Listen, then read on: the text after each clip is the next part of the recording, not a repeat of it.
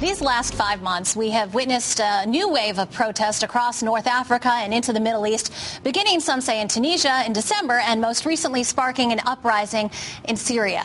Scott Bates has been on more than 24 trips to the Middle East, leading U.S. democracy assistance efforts there for the past several years.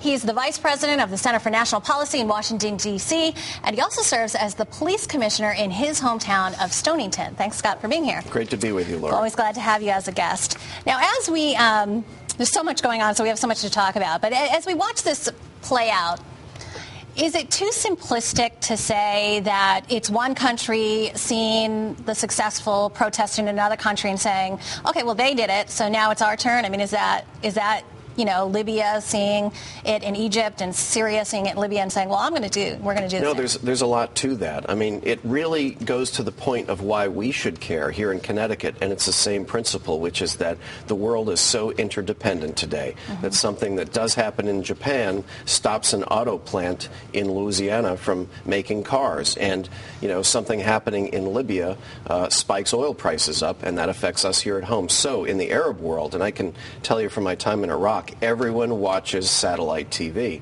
So they saw what went on. And it's like anything. Whenever there's a tyranny in any society, when someone stands up, quite often, others get emboldened and empowered. So that's the optimistic, idealistic side of what's going on, is that people were not afraid anymore and decided to take destiny into their own hands. I mean, as someone who's traveled extensively in that area of the world, I mean, was that really what was needed? Was someone to kind of get the ball rolling? Or for 400 years in the Middle East, the Turks ran the Middle East. They're not Arabs, it's Turkey, and it's different. So Arab peoples from Morocco all the way to Iraq were under a foreign occupier. Then for about 70 years, it was the British and the French. And then in recent years, Arab people would point to American involvement or Israel, and Arabs lost 4 wars to Israel in the last 50 years. So the narrative in that part of the world is, kind of poor us, we have foreign occupiers and oppressors. And when that happens to any community, they don't feel very empowered. This, for the first time, really, on the optimistic side, is Arabs standing up and taking destiny into their own hands. So there is long-term hope for something very different and better in that part of the world. I mean, and on that point, I mean, will they have success? I mean, Egypt has had success. I mean, can we expect that in the other parts? Or I don't, there's a saying that Zhou Enlai, who was a ruler in China just a few years ago, somebody asked him, what do you think of the French Revolution? That was in 1789. And he said, I don't know yet. And I think that's the case with the Middle East. I hate to be flip, but look, this is going to play out over 4, 5, 10 years. The American people, we're very impatient people. We see a problem, we want to fix it. This is in the hands of the Arab people. There are going to be a lot of ups, there are going to be a lot of downs.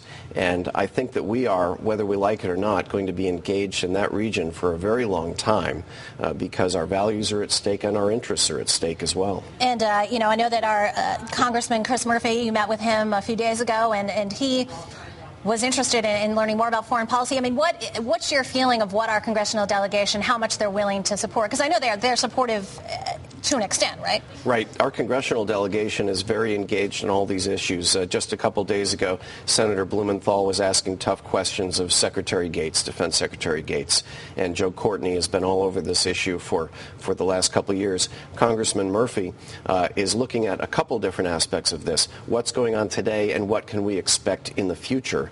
And what might the role of the U.S. be, not just using military force, but also democracy assistance and development as well. So, Connecticut leaders, while they're doing our daily business in Congress, are also very focused on the global scene, and they're big players in that. And lots of people in Congress have been also talking about the financial aspect. I know that, the airstrikes alone have cost, some say, up to $500 million. I mean, is it not right for them to be concerned about that cost? Well, I think, everyone has a right to talk about that, and it's a relevant question because now we've spent about $1 trillion in the Middle East since the invasion of Iraq in 2003. But there is something to the idea of being penny wise and pound foolish. So let's put it this this way, if we were to say there should be no development assistance, no democracy assistance, if you take that away, there's likely to be a lot more conflict. So you kind of either pay up front or pay down the road. And it's really about, Lori, when you get down to this, because I've worked in democracy assistance in the Balkans and other parts of the world, democracies historically, and I want people to challenge me on this, democracies have never fought a war against each other, period. There's been no famine in a democracy. So this is why it's in our interest as the United States of America fashioning a safer world that my 4-year-old son can grow up in, that democracy, where it's starting to take root, is supported. But are we going to be able to support them in that democracy with, airstrikes from abroad alone? I mean, I know that they said that there won't be any ground troops, but there's some rumblings that people don't buy that, right? Sure. Here's the real challenge, is that in Egypt you had a regime that was dictatorial but liberalizing a little bit. We don't want the lesson to be to Arab regimes, if you crack down really hard, like in Syria and Libya, right, that you're going to get away with it. And so I think that's part of the calculation here, was that President Obama decided to draw a line and say you cannot bomb from the air your own people, because that's what Gaddafi was in fact doing. This is a very complicated question. It is not going to end in an easy way, and my bet is that there will be U.S. ground troops in some form, if not to oust Gaddafi, to stabilize the region at some point.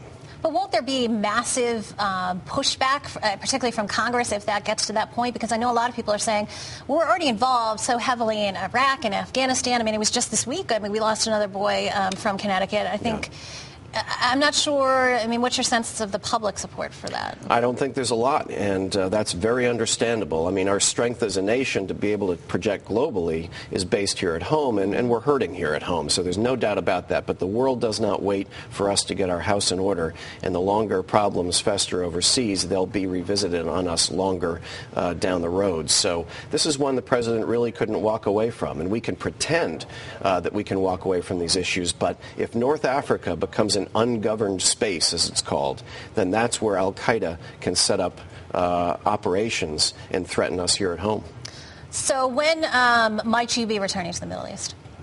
I'm sorry? When might you be returning to the Middle East? Right. I'm waiting for the call by the phone, and my wife has given me the green lights. I suppose I don't know, but I'm always prepared to go back. And I have to say, the Arab people are great folks. They've hosted me a couple dozen times over there. And in the country of Bahrain, for example, I have friends that were protesting and friends that were on the other side of that cracking down. And I think that's where we need to be as a nation, that we're talking to a lot of different sides in that part of the world, and that we're not just backing the dictators in that region. All right. Well, coming up, we're going to continue our conversation about the action abroad. When we return, we're going to continue our conversation with Scott Bates.